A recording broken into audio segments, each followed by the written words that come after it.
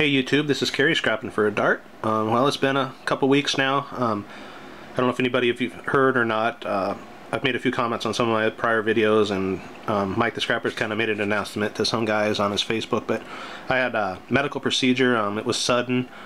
I actually wasn't feeling real well. I woke up one morning and I just turned 40. I'm not that old, but I guess it doesn't matter what age, if it's something that's going on. But I had some chest pains, and at first I thought it was just from something that I had lifted at work or something and strained something, but it was a pain that just didn't feel right.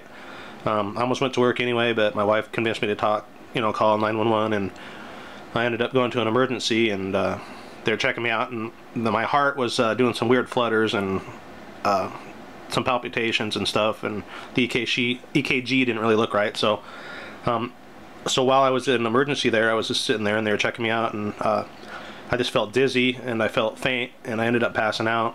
And to me it was instantaneous, but when I woke up there's a bunch of people around me, and my wife was there and real teary, and she said they just did CPR on you and brought you back. And I was like, whoa, my God, what happened? How did this happen, So long story short, 2 weeks later, 8 days in the hospital, they figured I had a problem with some medicines that were mixed wrong for blood pressure, that gave me such a low heart rate that it caused me to pass out. And also at the same time they said I had some kind of a virus, that like a buildup around my heart, like a fluid buildup, that caused part of it as well. So it was like a combination of things. The odds of it happening were super rare, but it happened to me. And so long story short, they went in there and they gave me a pacemaker as well. So I got a pacemaker at age 40, but it's something that's just in there, and it's like gonna be there in case I ever have a problem like that again. It'll kick in. It won't let my heart rate drop. It'll kick in and make the beats speed up a bit. Basically that's just what I'm gonna have to live with. Can I go back to 100% of my life? Absolutely. There's no reason. I'm young, I'm healthy. They gave me thumbs up for a clean bill of health. My heart's healthy. It's just everybody has palpitations sometimes. Sometimes you feel them, sometimes you don't. I just happen to be a guy that feels them, and I know when they're happening, and it's just not that most comfortable a feeling. I'm sure some of you watching this know what I'm talking about because you have it yourself. So they did an ablation too, which is something they go into your heart, and then they kind of zap the bad areas with electricity, and it kind of just deadens those areas, so it's supposed to help stop the palpitation feeling. So I still get a few, but I'm back to work. I'll be going back to work here in a few weeks. There's no light duty where I work, so basically I'm just kicking it for about 3 weeks. I hate to call it a vacation, but I don't know what else I can call it. But anyway, so I can't really do a lot of heavy lifting.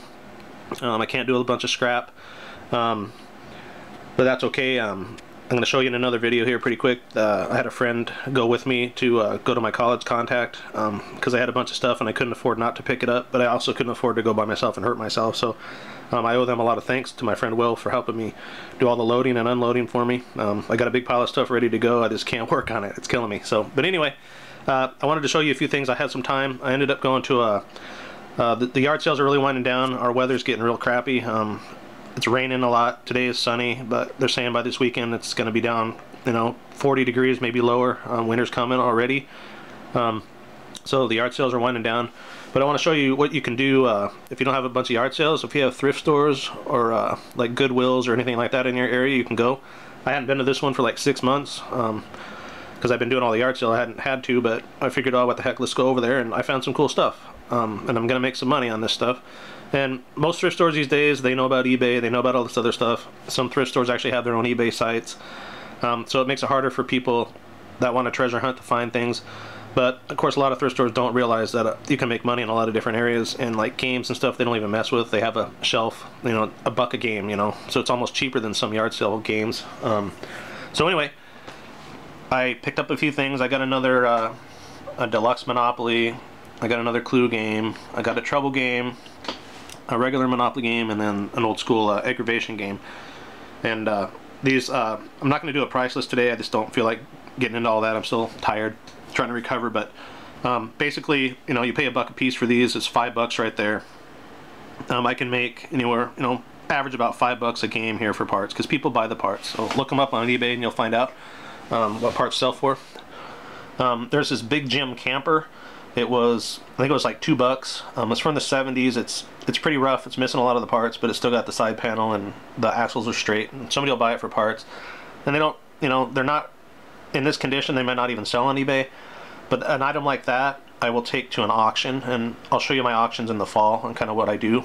I got a buddy that has an auction company, so something like that somebody will pick up probably for 10 bucks, 20 bucks. And then I got, this is really cool. This whole thing was on consignment. It was like $5.95. It's a big box, and it's all full of the old railroad stuff. And it's got like the old bridge girders, and there's telephone poles. There's a lot of little animals and people. There's a mix of 70s, and this is pretty cool. This is actually from the early 60s. These sell for about 10 bucks. So for this box of stuff here, for 5 bucks, I'll probably make 20 for the box. But that's just for the railroad stuff. It had a mix of Redline Hot Wheel stuff. These bridges are from the Redline series. This bag here had stuff from Redline series. So those Hot Wheels things will go, you know, I might get $10, $15 for that stuff. And this is really cool. I mean, it's not hooked up, but it's got a little button you can push, and it'll move the bulldozer back and forth, and the building lifts up like that with a motor. That's kind of rare. I'll be looking that up. I haven't really dug into all this stuff, so I know there's probably going to be some more goodies that I can find in there. This is probably the gem right here. It doesn't look like much. It's a bleacher, right?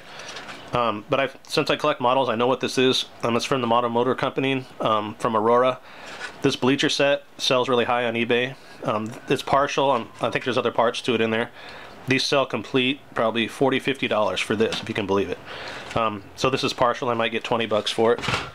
And then over here, I paid 3 bucks a piece. These are big bags, and normally I don't care because normally it's like a lot of modern crap, and I don't buy these toy bags. But these ones had Legos in them, and Legos sell. But they also have these Bionicles, and these are really collector. They're like these robotic things, and people are buying just the masks on eBay. I've seen like a lot of like 6 different little masks, so for like $20 or $30. I've seen masks, just one mask go for $30. So it depends how rare they are and old. These bags are full of this stuff. I don't have time to look through it right now. I'll do that more this fall when everything dies down and I need more stuff to sell. But for now, this will go in my storage.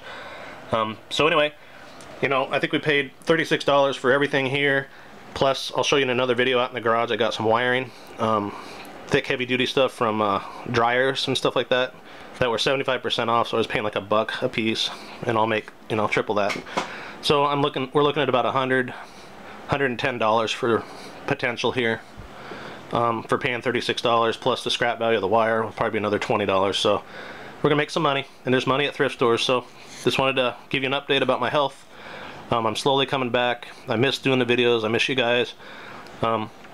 Take care, and I'll be doing some more videos while I'm off here. Keep checking back. Take care.